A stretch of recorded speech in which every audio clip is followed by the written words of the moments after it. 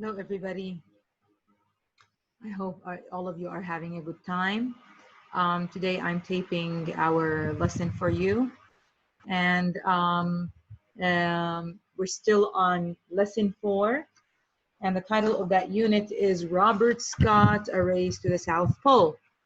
I guess by now you all know who Robert Scott is, what his accomplishment to his, for his country and for the world is, and that he's a figure worthy of, now that he's a figure worthy of respect.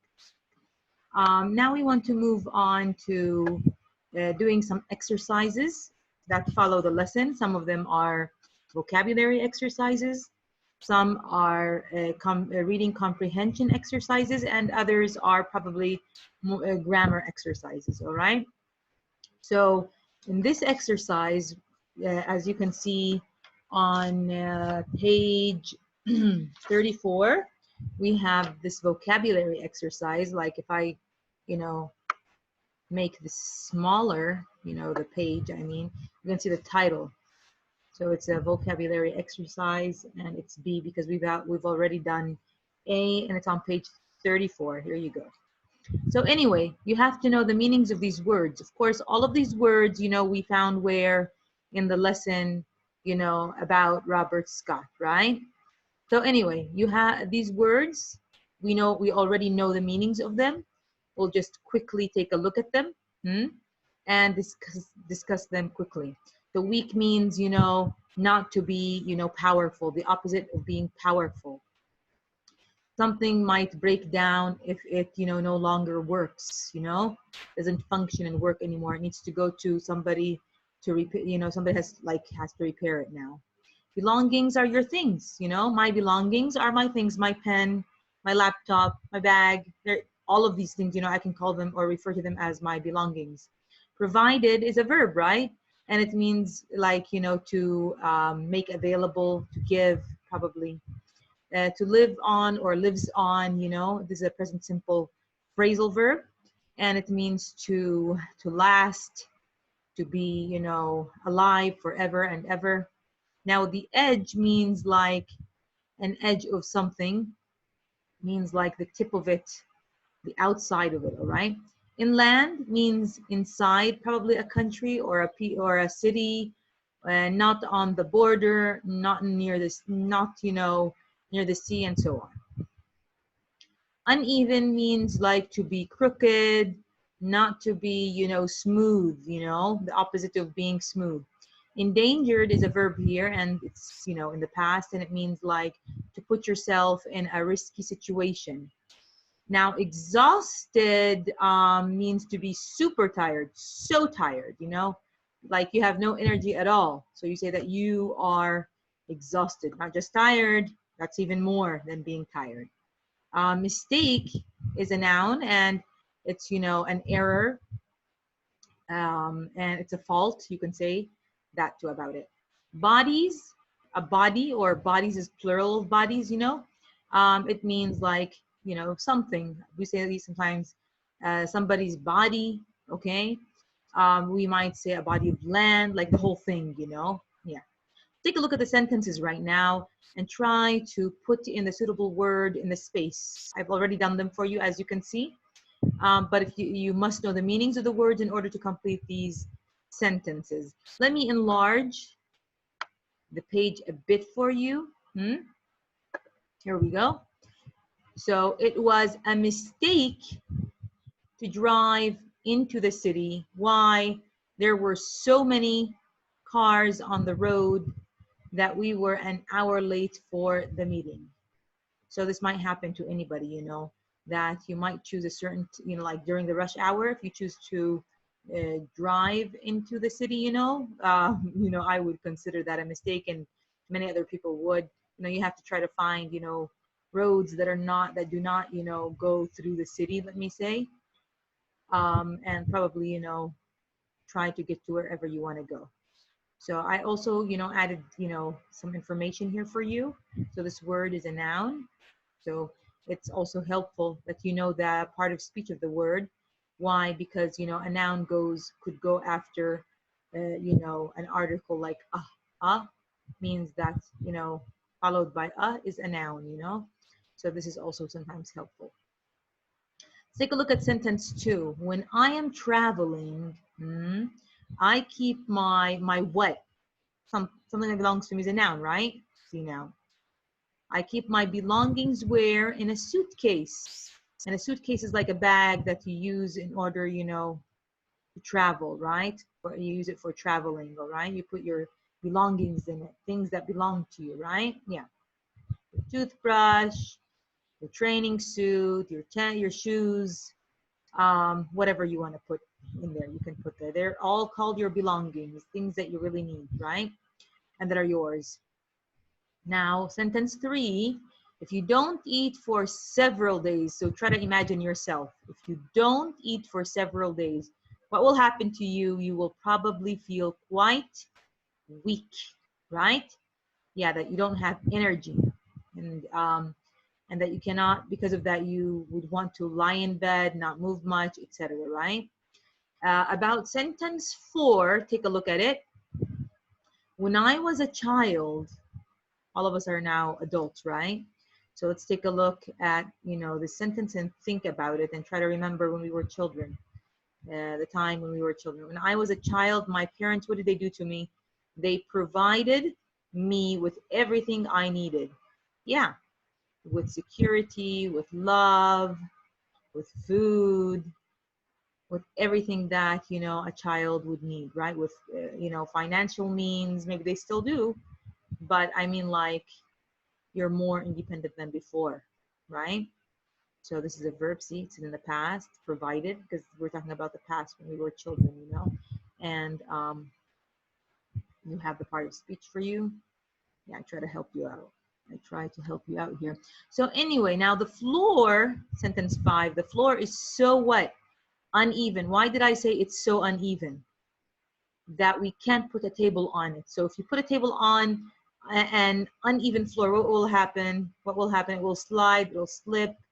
Whatever you put on that table, will fall and break if it's breakable, right? So uneven is an adjective. And usually, when we have so what? So nice, so clean. But usually we have, we have adjectives after so.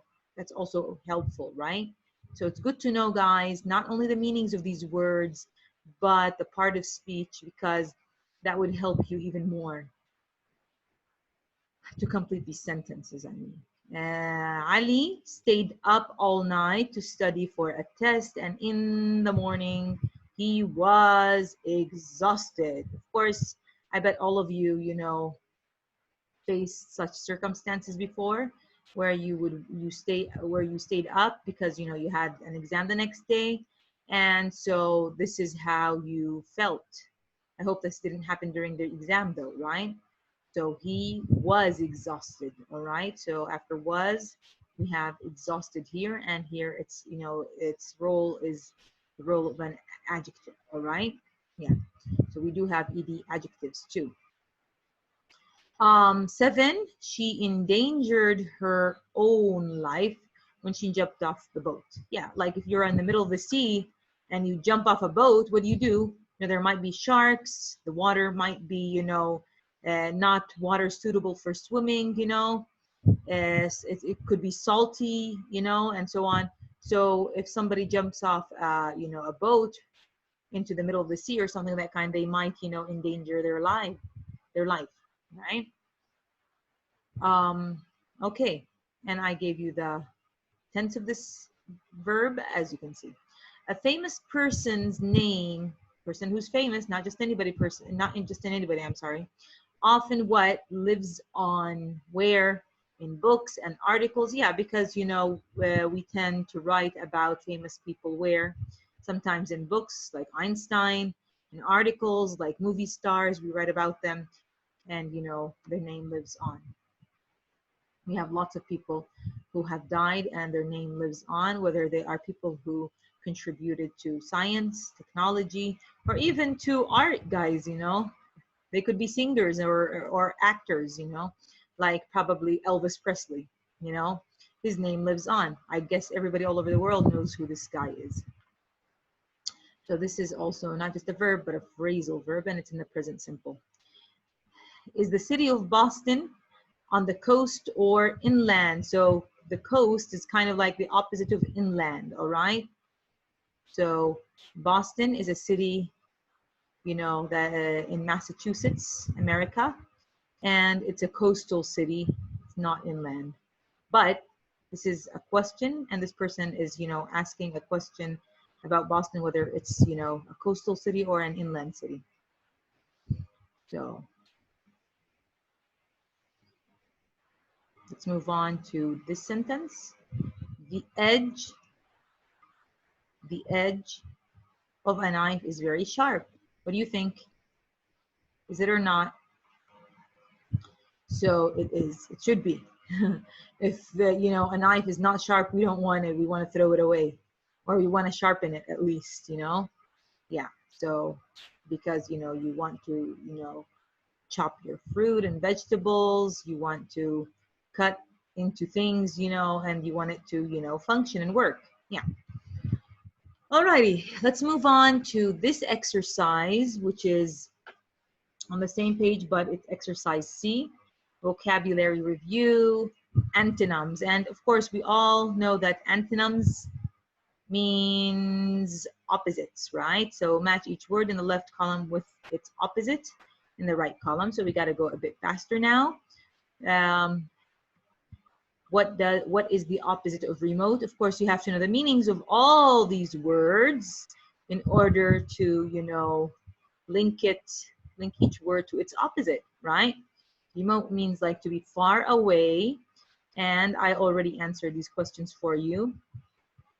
So if we're talking about something being far away from a city, so that means the opposite of it is being close to a city, okay? Because I read all of these and I found that this is the best answer, right? So remote, for example, this area is remote from the city, probably you might say about a certain area, so describe a certain area in that way.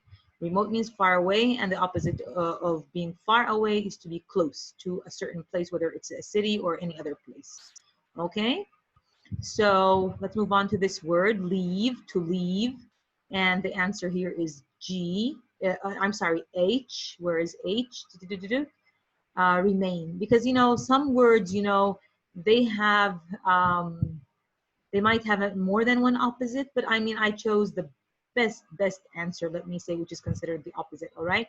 So anyway, leave, to leave means to, you know, stay or remain in a place here. This is what is meant by leave here, because, you know, sometimes, you know, there might be other synonyms, but to leave means to remain, and its opposite is H.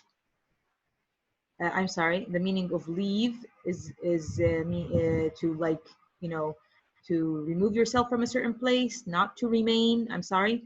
And its opposite is, yeah, remain or stay. We're looking for opposites, I forgot, not synonyms. All right.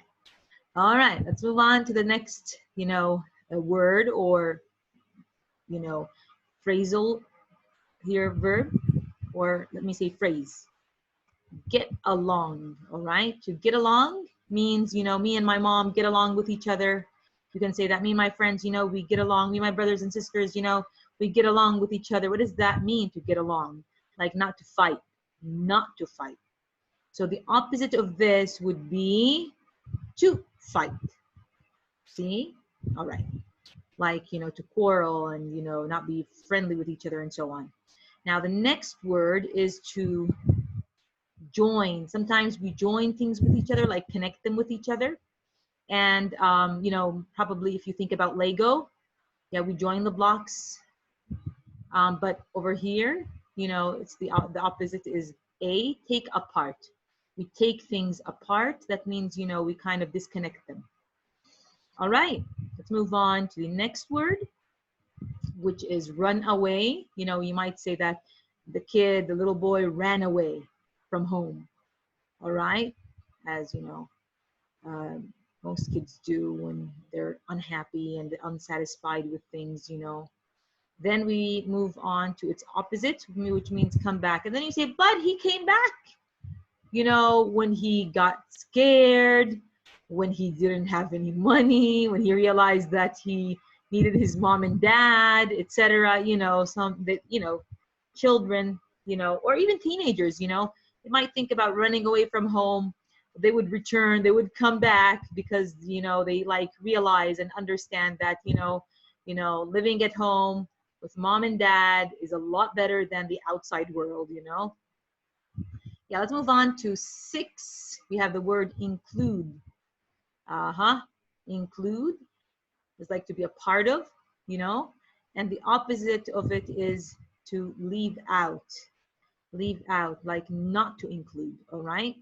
Then we have the word uneven. We've already discussed this word, to be crooked, not to be straight, not to be smooth, let me say.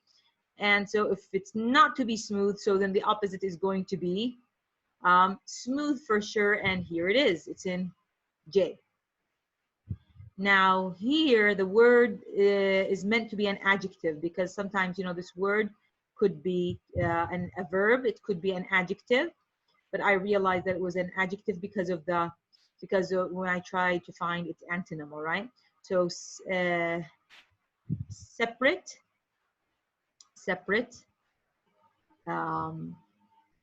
they are separate, that is that they are, alone, on their own, something like that. Something is alone or on its own, not with something else, and the opposite of separate is together.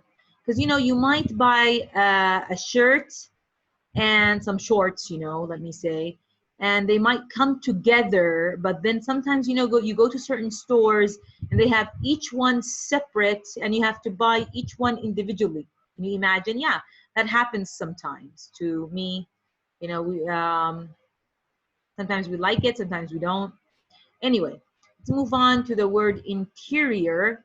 So the word interior means what? To be inside, right? The interior of something means the inside of something. Of course, the exterior is like the outside of it, the outside of something, all right? And here we go, here it is. So then we have the last word is lacking. He is lacking of something, right? Or he lacks something.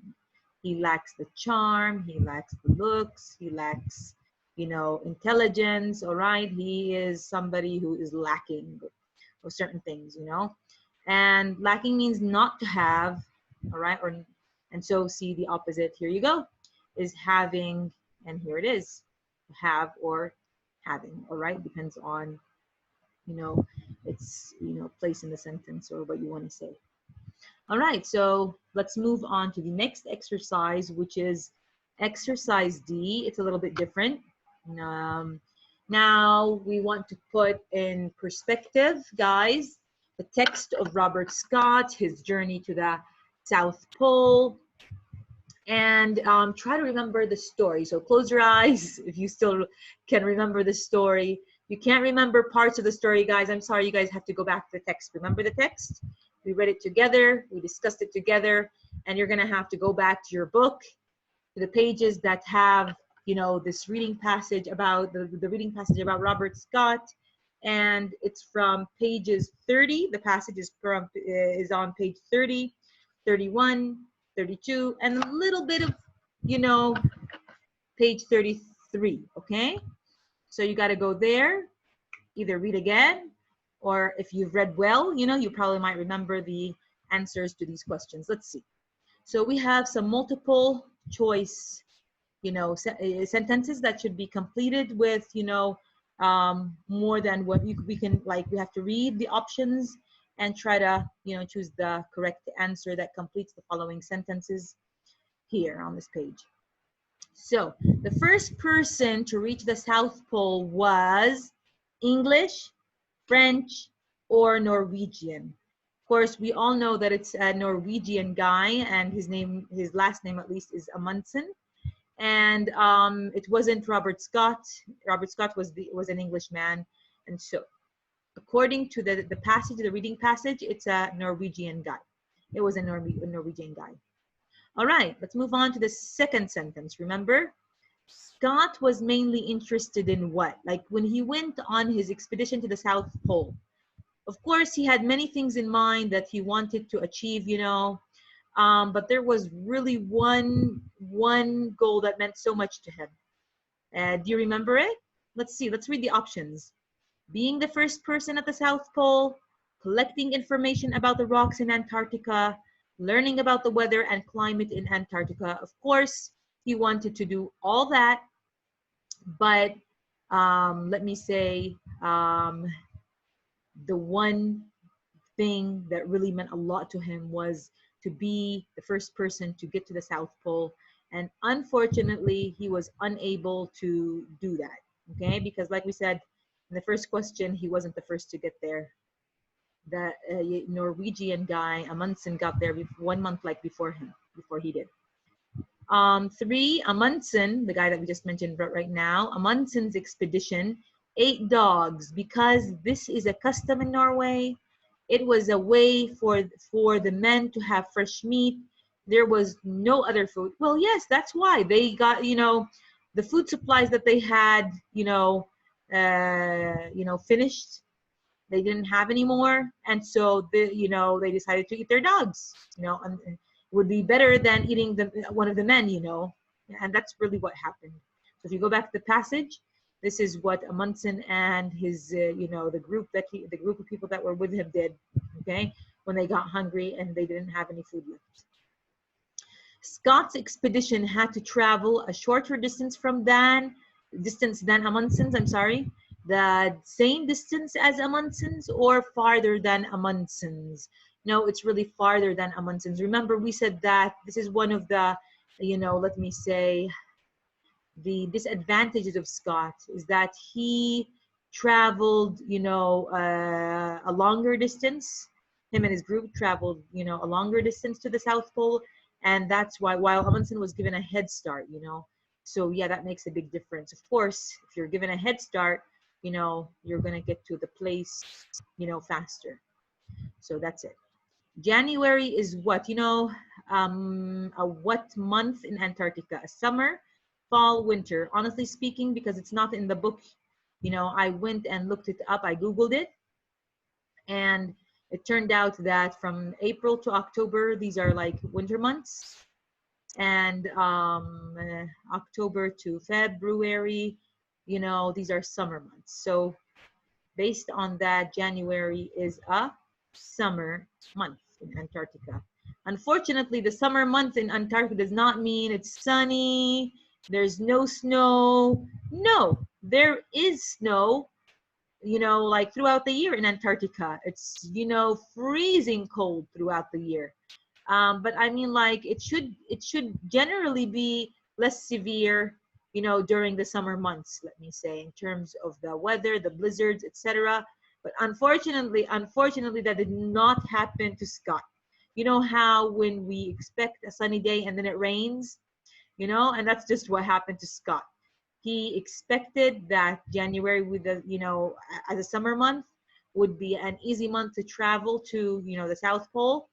And it did not work out for him. Unfortunately, it was a severe January. All right. So let's move on to the next sentence. Scott's trip to the pole was difficult. The trip back was what? So to the pole, it was difficult. So why wouldn't it be difficult, if not more, in terms of the return trip? All right. So more difficult, about the same, much easier. Of course, more difficult. What made it more difficult is that they found the Norwegian flag, that they were losers, let me say, although they got there, him and his group, Scott and his group got there, but they found the Norwegian flag symbolizing that they were losers and that the Norwegians were winners. And so besides the fact that they were so hungry, so exhausted, so everything negative, they were let down. They felt very sad, very pessimistic. And we know, when your psychological state is, really awful like that, it also influences you negatively. Okay, let's move on to 7. Scott and his men became exhausted because of what? They didn't have enough fuel and could never get warm. The sun on the snow blinded them. They didn't have enough food and had to pull heavy sleds.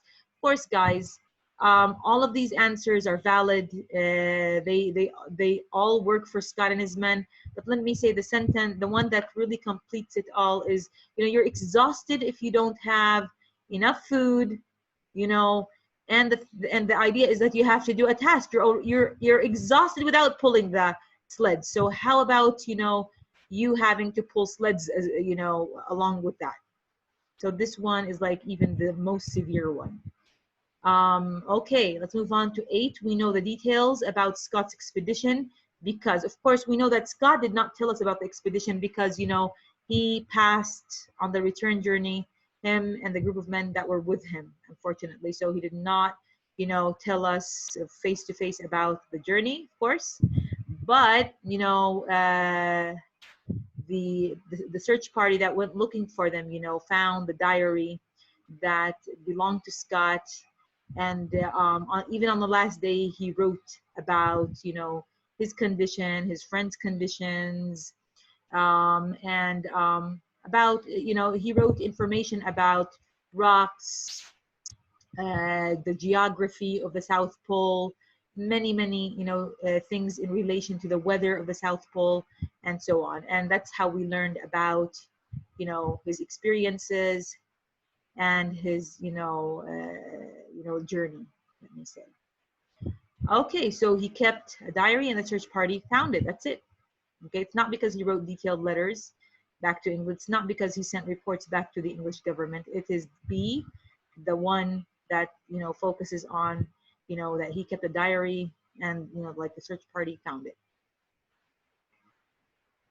Let me stop here, check the recording, and then we'll continue.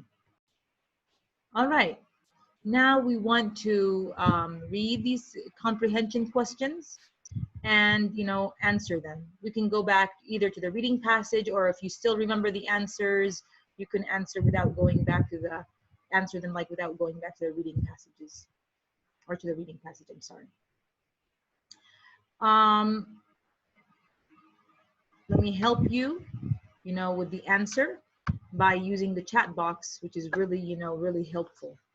So these questions are on page 36. And let's read the first one. The first one is not included because it's about Scott and Burke is not included, Let's move on to this question too. Explain one serious mistake that Scott made. You have like some kind of freedom, in this question. So you can consider that he made several mistakes, and you can just focus on one of them and, write it as an answer. You can say something like, one serious mistake that Scott made was he sent all his men back to the main camp on the shore. He sent all his men back to the main camp on the shore.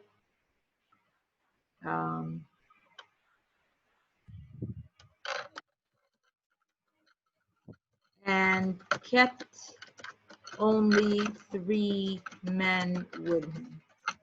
Right. So this is like you can consider that one of the mistakes, he didn't, they weren't a big group of people to help each other and aid each other, everyone that was with him who was intended, to travel with him, were sent back, and he and only a few of men were together. Okay, a few of the men, they were only 3. So 3 plus Scott make the group that actually got to the pole and returned halfway back were 4.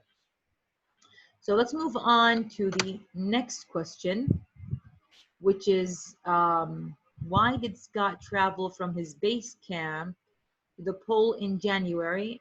I guess I answered this a while ago, but here, let's write it down. Let's document this. Because he thought that January would be like, it is considered one of the summer months, and that it would be less severe than, choosing to travel, during the winter months. or during a winter month, let me say. Let's say he thought that January would be a less severe month in terms of the weather, And so, he would be able to get to the South Pole easily and, without that much difficulty, all right? Of course, there would be a lot of difficulty because still, even if it's a summer month, it's, a month where, whatever month in Antarctica, has snow during the whole year, has this, very low temperature. They're still going to endure, difficulties and stuff, but I mean, like, it would be like a bit less. It should be at least. Anyway, let's move on to the next question. Why did one man walk out of the tent into the blizzard and not return?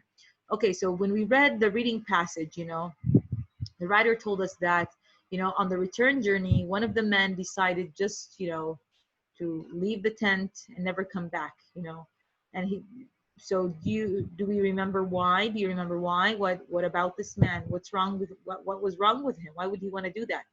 So this man, felt that he was dying anyway. He had, his feet were frozen, his toes, his fingers, and he felt that he was dying anyway. So he did not want to hinder the rest of the group. Okay, so it was like, he was a man who felt for the other group of people. All right. So the man left the tent to die because he knew that he was dying anyway, and he did not want to hinder the rest of the men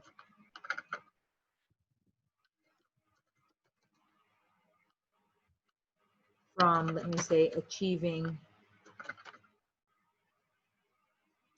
in their goal, which is like to return back. All right. Okay, let's move on to the next question. Why was it difficult for the men to pull the sleds on the trip back from the pole? It was difficult, it was difficult because they were exhausted. They had no energy at all. They were, like hungry. It was difficult because they were exhausted. You can add to this, but I would say this is enough. Why couldn't the three men travel the last 20 kilometers to the 1-ton depot? Remember the 1-ton depot? It was like a place, like in between, like between the South Pole, or the center of the South Pole, what you call the center of the South Pole, and the shore, like it's in the middle. All right. So they couldn't travel there, Why couldn't the three men travel the last 20 kilometers to the 1-ton depot? Because of the blizzard. Remember, they sat in the tent for days and days waiting for the blizzard to stop, but it never did. And so, they were exhausted. They were, freezing to death. They had no food, and they, like surrendered to death. That's just what happened. So,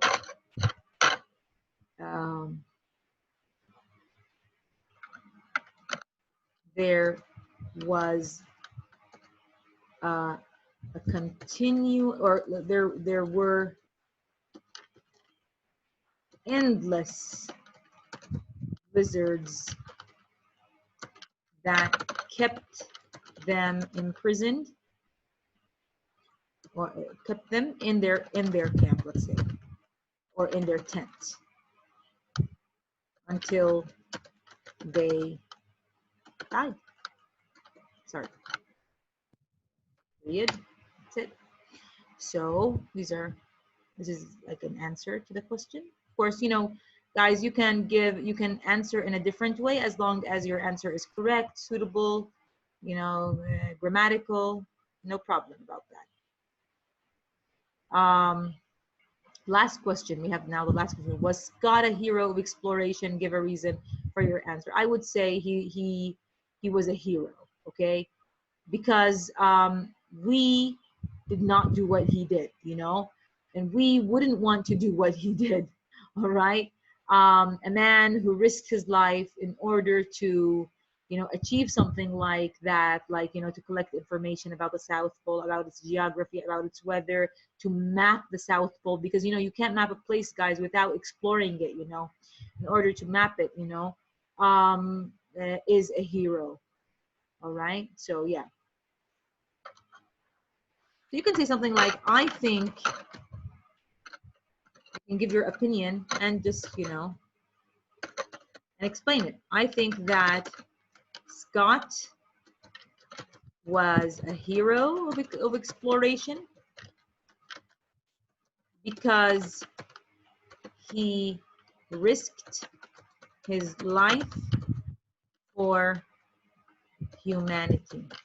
So he achieved for us human beings. We don't have to go there and collect the information that he collected, okay? So you can say he collected information about the geography,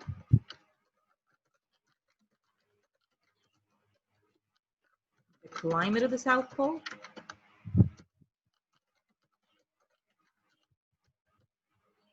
and he made maps of the South Pole. So he probably did more than that, but this is what we were told.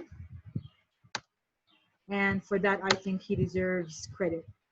And he deserves to be, given the name of a hero. He deserves the title of hero. All right. Let's move on to the next question. And it's a multiple choice question. What is the main idea of paragraph 7? Let's go back to paragraph 7. All right. Let's go back to paragraph 7. So this is paragraph 7. Scott and his men built a base camp near the ocean's edge and spent the winter there. They used sleds and ponies to carry a ton of supplies farther inland to a place that they named the 1-ton depot. When spring came, a few of the men started ahead of the others with motorized sleds to leave supplies along the way. All right, so this is, then we have, however, after only a few days, the motorized sleds broke down and the men had to pull them. So the question says, what is the main idea, here it is, of this paragraph, which is paragraph 7, lines 39 to 46, which I just read. So moving supplies inland, getting ready to ski to the South Pole, or bad luck with motorized sleds. I would say it's this one.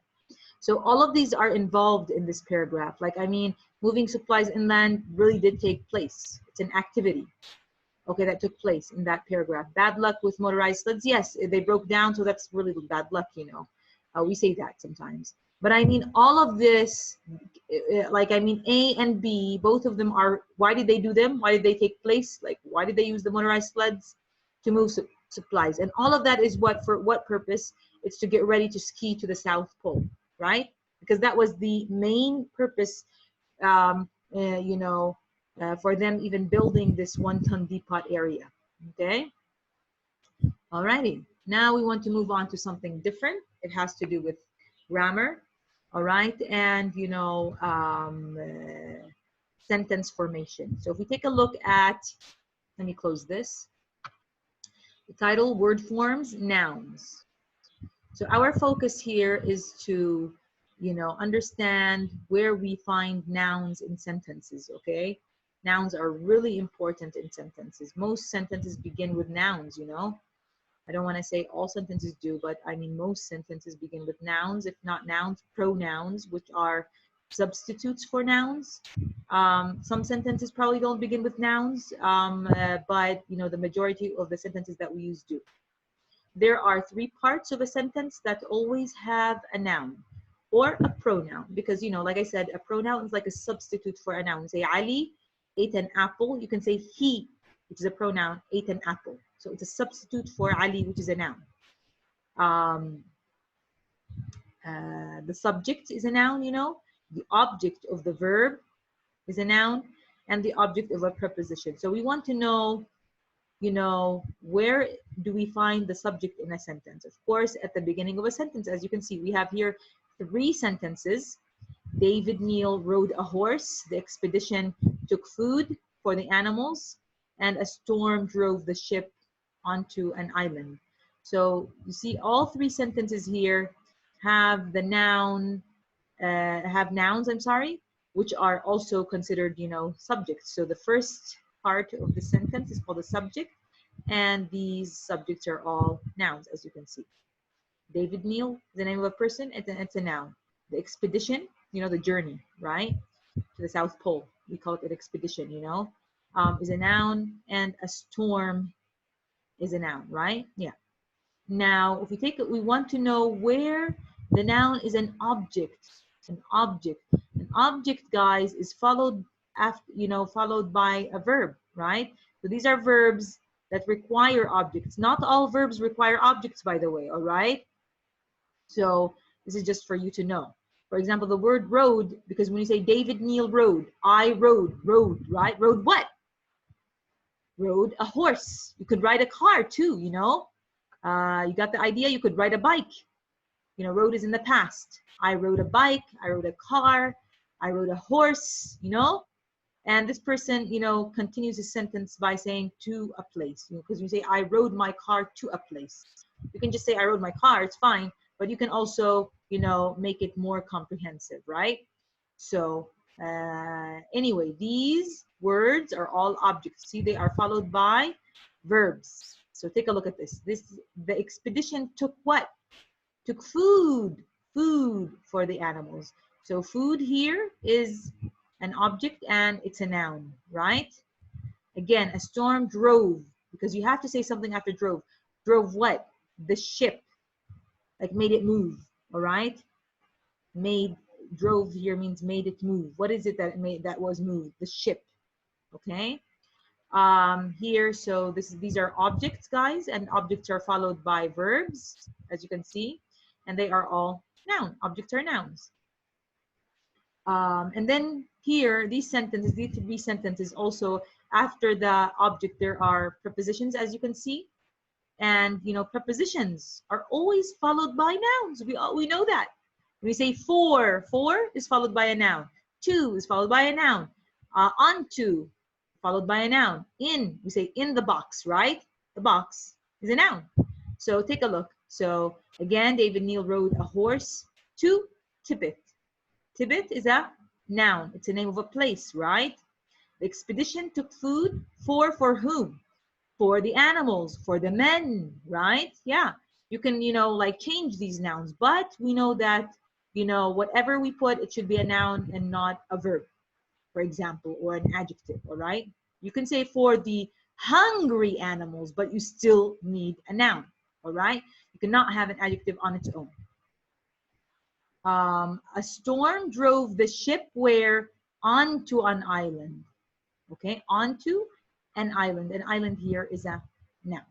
So I advise you guys to read, you know, the whole thing, and, you know, just, you know, understand, you know, where nouns are placed in sentences, where we usually find nouns in sentences. This is all you need to know, okay? Because when you know the places of nouns, you know, it's easy, like, to make choices when you have, like, when I give you sentences where there are gaps or spaces, and I want you to choose the correct word to place in such spaces, all right? Alrighty, let's move on to what's next. Now over here we have a table which has words, and these words are, you know, verbs, nouns, adjectives, and adverbs. You know, some verbs, you know, they have nouns and they have adjectives, but as you can see, some verbs or words, even in general, you know, I mean, don't have adjectives, don't have an adjective form for them, okay? And some have adverbs while others also do not. Look at exhaust, it has an adjective, exhausting. You say, for example, studying is exhausting. So I describe studying as exhausting, you know, but it does not have an adverb, okay? Of course, most adverbs, they end in ly, but not all of them. That's not a general rule, but it's a more, you know, it's like a, I mean, like a rule. It's not a rule, I mean, but we find most of the adverbs having the ly. It's not a general rule. It's a more likely rule, let me say. All right. So now we have to know the meanings of these words, guys, in order to complete our sentences with them. If you know the meanings of the verbs, you know, it's easy to know the meanings of the nouns and the adjectives and the adverbs, because, you know, you just have to think of them as, you know, nouns in sentences and adjectives and adverbs. All right. So I'm just going to take a look at the verb itself, and then you can, you know, from there, you know, you can work on the nouns and adjectives and adverbs in terms of the meaning. All right. So to include means to be part of, right? I am included in this classroom, like part of it, right? Yeah. Separate, or here it's a verb, so it's separate, to separate something, like to detach, to disconnect, to move them far apart from each other, right? Not to be attached, not to have things attached with each other, right? Yeah. So to exhaust here, because it's a verb, that's why. For example, he exhausted him. You know, the trainer exhausted his student, all right? Exhausted, like made him feel super tired. So we already know the meaning of this word. To realize, like to know, to understand, right? I realized that I was, or my mom was important to me. You know, I fully understood. Many people unfortunately understand that like when it's too late after they lose their moms, unfortunately. I hope we're not like among those people. Remind means to, you know, make somebody remember something, right? Yeah, to remind. My mom reminded me to, you know, go to school. Maybe like I thought it was a Friday, and she, you know, made me aware that it was not, it was probably a Monday. And, you know, Monday's a weekday, and, you know, that means, you know, we have work to go to, and, you know, schools to attend, and so on. Inform means to tell, but in a formal manner, okay? Like the school informed me that, you know, I didn't have to attend my lectures, you know, face to face. I could like attend them via Zoom, for example, all right? All right, organize means to, you know, fix things, to make them look good, right? To plan things, you know, and to have things straightened up, not to be messy, to organize things, not to have them messy, all right? So that, you know, that's, you know, they would be easier to deal with and work with. To weaken something, weaken, to make it weak, right? So what would we want to weaken, all right? Maybe like, you know, scientists would want to weaken the coronavirus, probably, you know, make it weak so that, you know, people don't get sick or that sick, right? Yeah. So from there, guys, you can understand the nouns and the adjectives and adverbs. So I would think, guys, if you know the meanings of the verbs, then it would be easier to understand the nouns and easier to understand the adjectives and adverbs as well.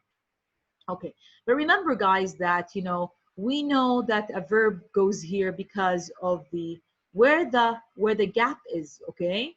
So did you, of course, when you have did you, of course, I'm gonna need here a verb, and the verb is going to be, you know, in its base form, because this sentence is, you know, already it tells me that it's a past sentence, all right? So did you what? I want to look among or between the verbs, okay? Did you what a description of your new friend when you wrote to your family? So somebody is writing to their family, a letter probably, you know, from Australia, from America, I don't know, from overseas. And so another person asks them if they have, you know, like included a description of their friend, you know, to their family. So to include, like have it there in the letter. All right, let's move on to sentence 2. Write 2 compositions on, like your teacher is telling you this. on separate pieces of paper. That means not the same paper. Like you want to write two compositions, two essays probably, you are required to write, each composition on a separate piece of paper, like not the same paper, a different one. Let's move on to sentence 3. He went a long time in the desert.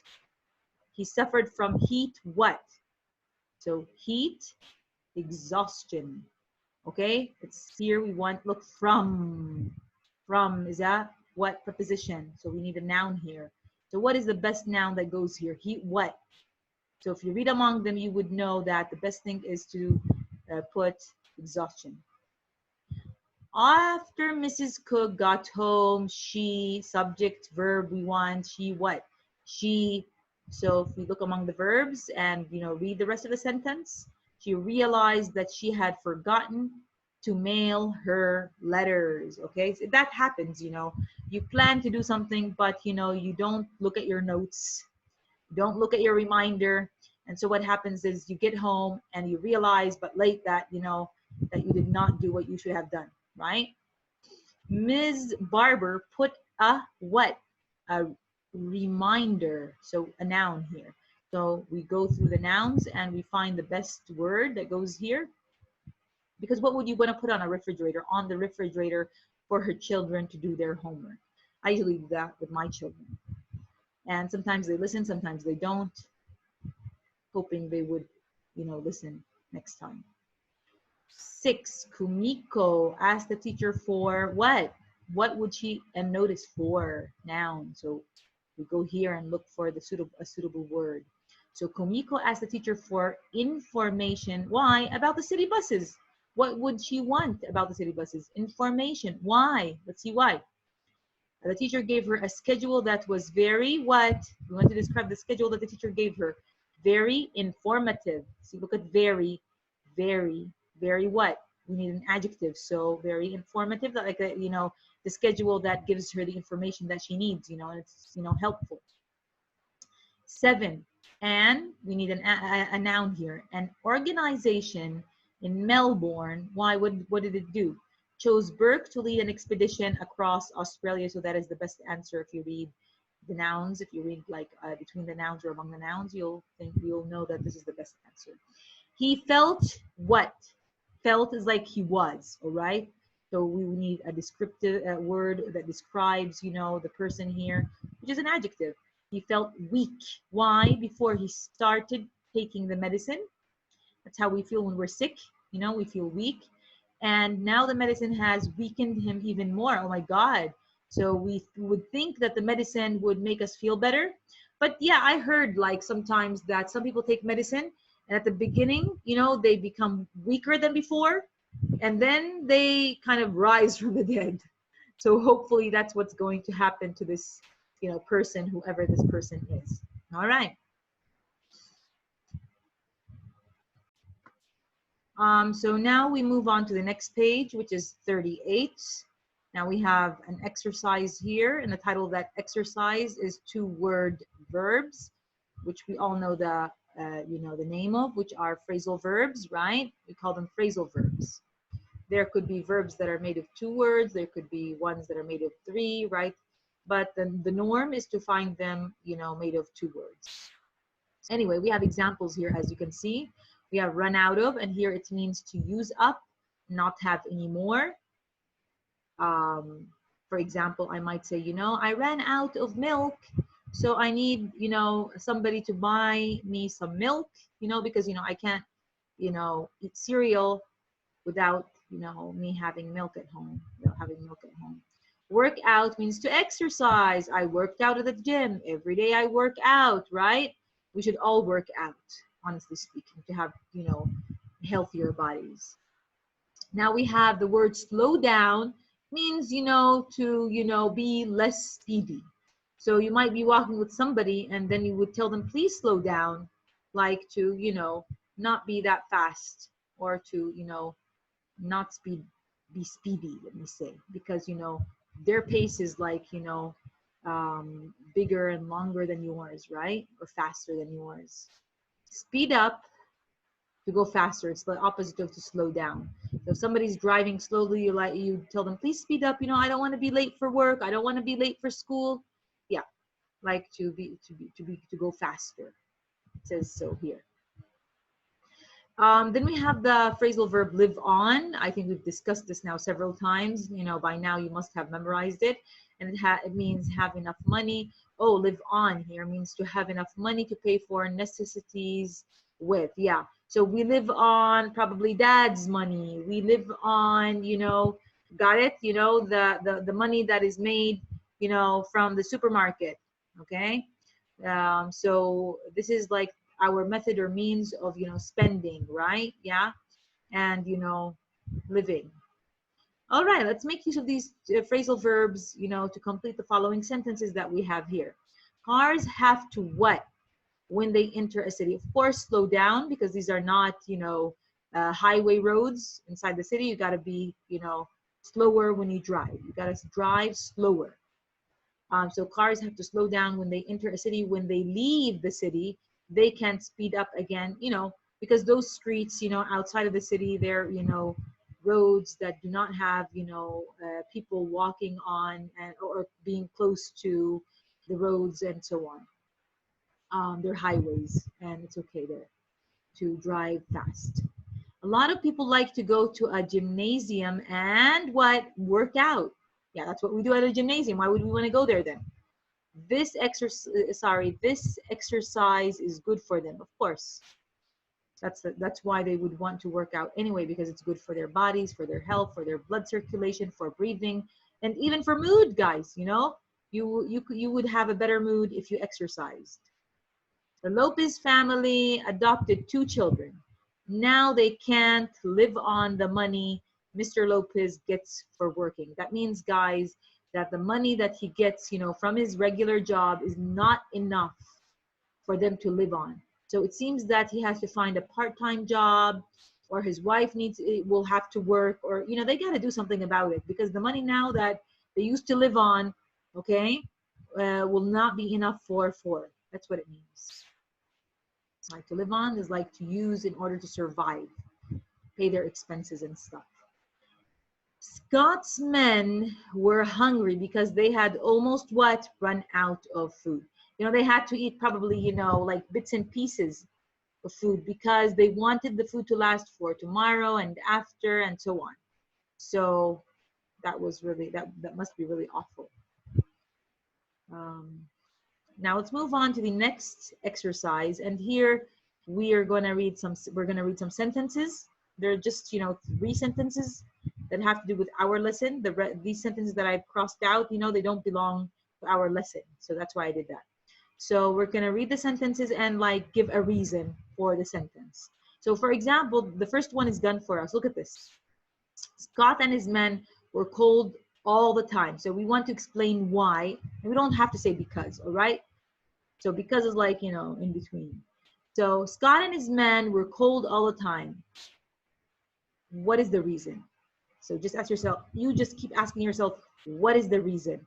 They didn't have enough fuel. This is why they were cold. Now here, Scott went to the South Pole. You ask yourself this question now. What is the reason? To be the first person, to reach the South Pole. Of course, the guys, sometimes these questions might have, what is the reason, or what are the reasons, you can say, more than one answer, but just, just choose one answer, and I'll be fine with that. The world knows about, of course, there was Burke here, but I crossed it out because we didn't read about Burke. The world knows about Scott's expeditions now. Again, what is the reason? Like, how did we get to know about his expeditions? Okay, and I said he left us his diary, which contains, information about his journey, about the geography of the South Pole, about the climate of the South Pole, and the journal itself, or the diary, I'm sorry if we can call it a journal or a diary, also had pictures of his expedition. Can you imagine?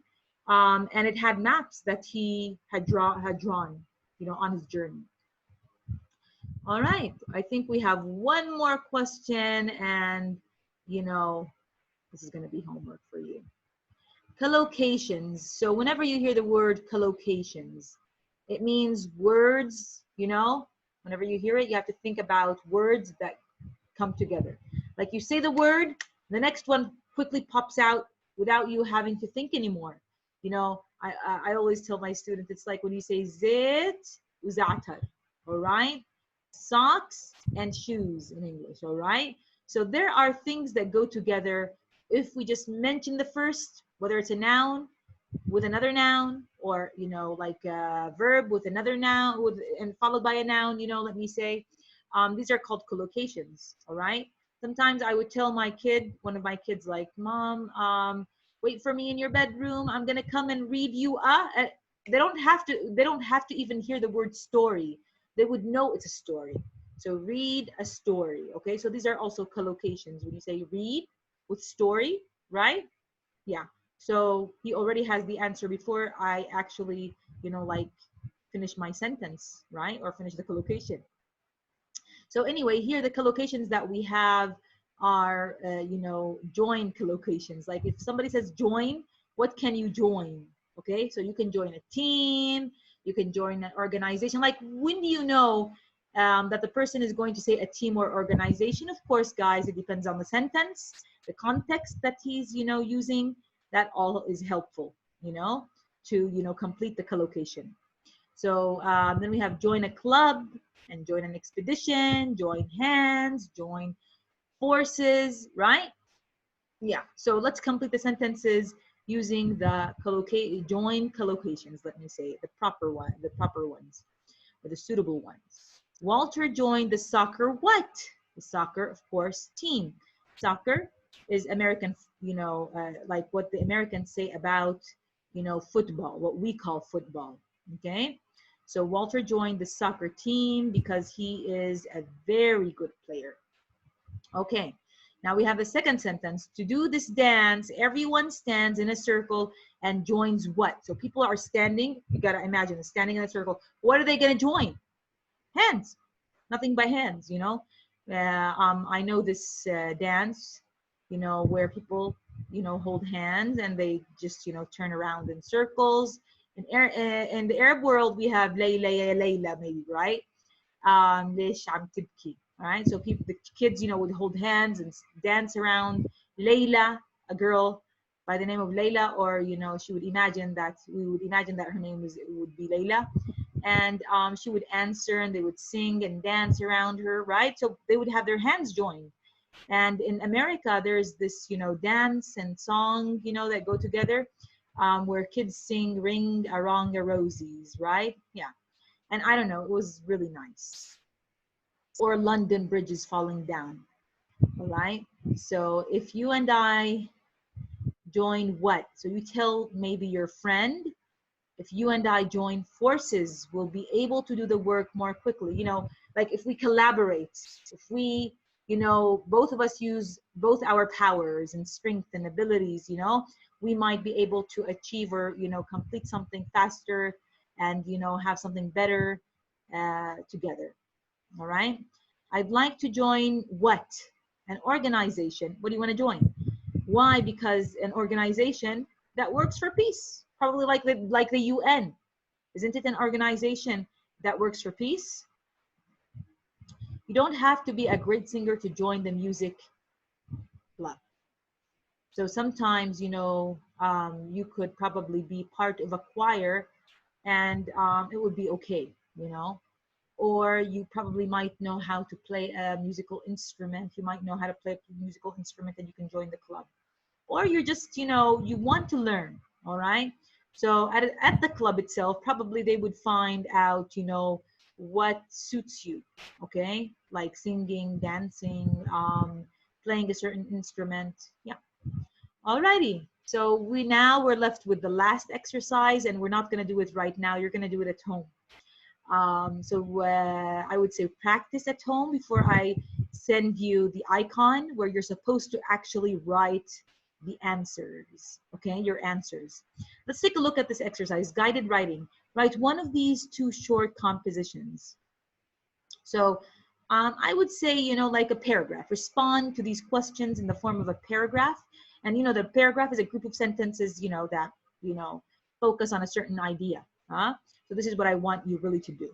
You are going to lead a journey to the South Pole. So begin to imagine this, all right? So imagine that you are going to lead a journey to the South Pole. So you're like, instead of Robert Scott, what will you do differently from the way Scott did?